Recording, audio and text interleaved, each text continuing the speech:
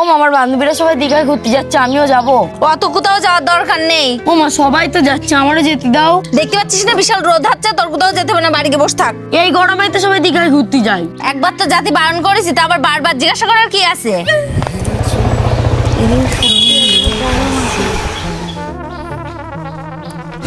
ওমা, আমার বন্ধুরা সব দীঘায় ঘুরতে যাচ্ছে, আমিও যাচ্ছি। কোথাও যেতে হবে না, বাড়ি যা। ঠিক আছে। তো দাদা থেকে কিছু শেখ, ও তোর ছাড়া বড়, তাও আমার কথা শুনে এখনো চলে। উঠে চলে যাচ্ছিস কেন? সত্যি কথা বলেছি তাই বড্ড গা জ্বালা করছে, বলো। ও মা, আবার কি হলো, ফ্যাপা করছিস কেন? ও মা, দাদা সে ব্যাগটা গুছিয়ে পিছন বাড়তে চলে গেছে।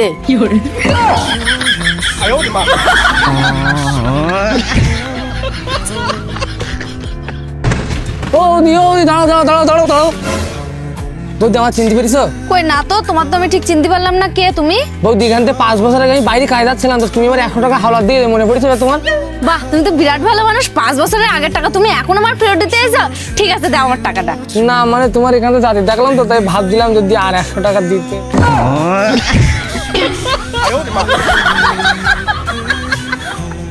এটা কি তোমার পার্সেল? হ্যাঁ। ঠিক আছে, ওটিপিটা বলো। ওটিপি। আরে ফোনটা দেখি বলো। ওটিপি। আরে ফোন আমার কাছে তো আমি দেখছি। না না, আমি আমার ফোন দেবো না। তুমি যদি আমার ফোনে তো সব টাকা পয়সা নিয়ে নাও। আরে টাকা পয়সা না, ওনা দিয়ে শুন যাও। যাই করতে যা, তোর পার্সেল নিতে হবে না। এই যে এই দেখো, এই ছেলে তোমার বড় মেয়ের জন্য পছন্দ করেছি। ওই যে তোমার বড় মেয়ে এইছে। হে মেয়ে, তোর জন্য ছেলে দেখেছি, একদিন তোর পছন্দ হয় কিনা। ও মা, তোমারও তো আমি আগে থেকেই বলে রেখেছি যে আমার কোনো ছেলে পছন্দ না। তোমরা যদি পারো আমার জন্য একটা মেয়ে দেখো। হে ভগবান, আমি কি মেয়ে জন্ম দিছি?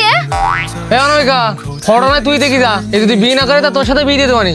আমিও সব ছেলে টেলে বিয়ে করতে পারবো না, আমারও মেয়ে পছন্দ। আর আমি তো প্রেমও করি একটা মেয়ের সাথে। জানি না তুমি কি খেয়েছো আমার তো সাথে যে আমাদের এরকম দুটো মেয়ে হয়েছে। আমার এবারে কি সেরকম কেউ আছে যে তার ছেলে পছন্দ? এই যে আমি আছি তো। বাপরে, কই ফটোটা আমাকে দেখো, আমি করবো বিয়ে।